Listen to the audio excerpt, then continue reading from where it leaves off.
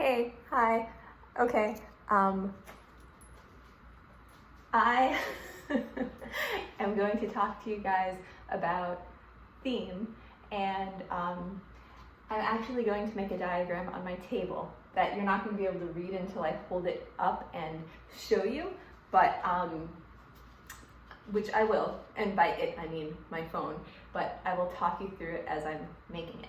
So theme, we've talked about this before, remember, theme is the general message about life that you can extract from a work and apply to something. So appearance versus reality is one of the themes that we talked about a lot, but appearance versus reality is not a theme.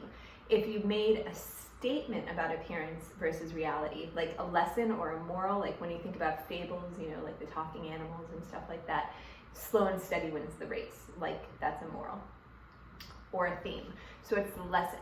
So if we look at different ideas, ambition, consequences, fate or destiny, free will, appearance versus reality, so different things like that that occur in Macbeth, from those ideas, which are called motifs, from those we can come up with a theme if we investigate those. So we are going to look at false appearances because that is one of the things that we talked about the most. Okay, so what I'm doing is I am making a circle, and in the circle I am going to write false appearances. False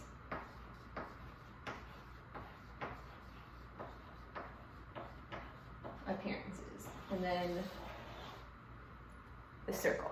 Okay, so what different things can we look at from Macbeth that point to false appearances? So one of the things that we have already talked about in class is how Macbeth and Lady Macbeth seem to be gracious hosts, but they're not gracious hosts because they're actually planning on killing Duncan. So that would be one thing. So not really gracious hosts.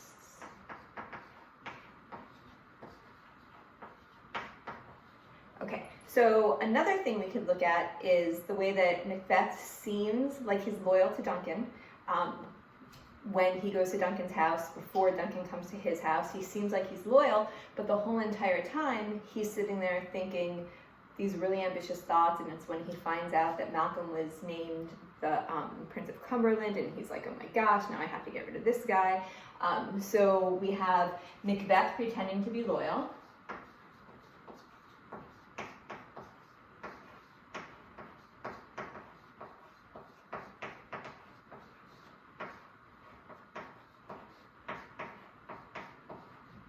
This is not very easy to read. It's a good thing you guys can't see it.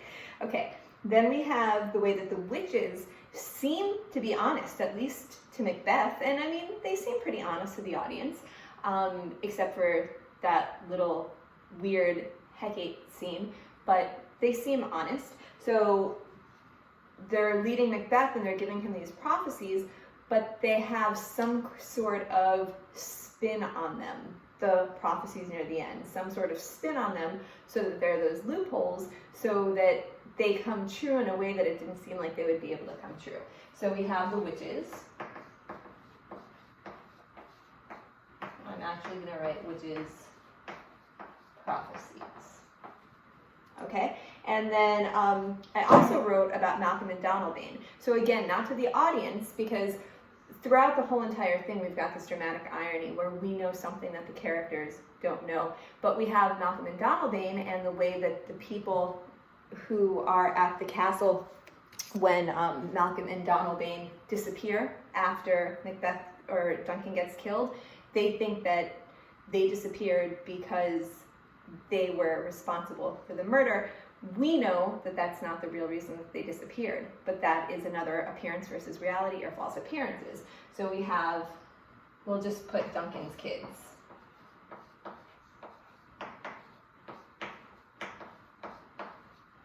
Okay, so these are examples of that. Also, we do have where, and I just thought of this, it's not on my little paper, but near the end or the later middle part, we have where all of Macbeth's people know he's a tyrant. They think he's a tyrant, but they're pretending that they're loyal to him. They're pretending that, I mean, they have to, but it's a false appearance. So they're sitting there talking behind his back and they think he's crazy and stuff like that, but they are not really loyal.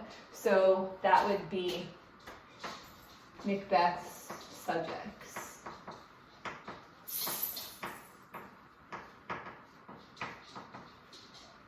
So we are going to look at my diagram. Well, it's not a diagram, but my writing. And I'll take a screenshot and I'll post it someplace for you guys. So this shows a general message about life. If you take all of these things and you put them all together, you will come up with a general message about life, a statement about life. So if we were to look at the false appearance versus reality thing, and we took the fact that Lady Macbeth and Macbeth pretend to be gracious hosts, but they're really plotting a murder.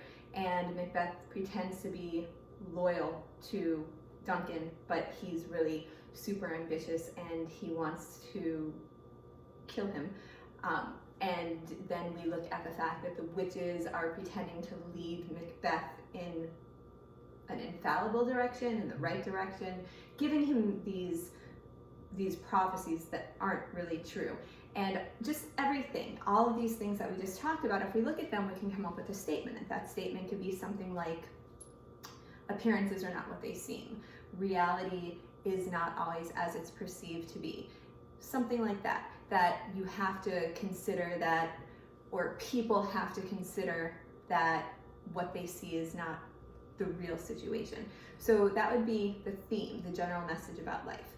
And that is how theme works. It would not mention Macbeth, because if it mentioned Macbeth, then you're veering into main idea territory, which is not theme.